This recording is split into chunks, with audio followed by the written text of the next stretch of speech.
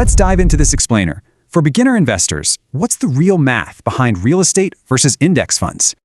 So which path actually makes you wealthier? Flipping rental keys or quietly stacking up index funds? Meet our beginners, Jake and Marcus. Both have 50 grand. Jake buys a rental, Marcus buys index funds. Jake uses leverage. His 50K controls a $250,000 asset. He's absolutely pumped for those rent checks. Meanwhile, Marcus sets up a $300 monthly auto-invest into an index fund and waits. Honestly, it's pretty boring. By year 3, Jake's gross cash flow looks incredible on paper, nearly 17 grand. But hold on a second. Hidden costs attack. Taxes, insurance, a busted water heater, roof repairs, and a brutal vacant month drain those profits.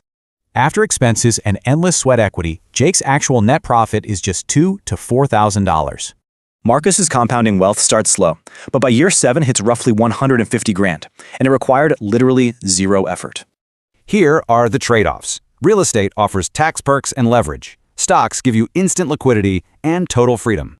Fast forward to year 10, Jake's equity hits up to $184,000. He's definitely building real wealth. And Marcus? His portfolio hits up to 180 grand, with exactly 0 weekends spent fixing clogged toilets. But stocks aren't perfect either. You've got to stomach brutal volatility, like those massive market drops we saw in 2008.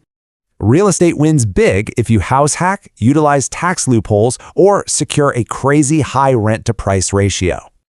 Let's jump to year 20 and see the final scorecard. This is where the math makes your stomach drop. Jake's net worth sits between $400,000 and $500,000. He works seriously hard for that money. Marcus's net worth? Exactly the same ballpark, 400 to 500 grand. But he literally just waited for his. Jake survived stress and tenant risks.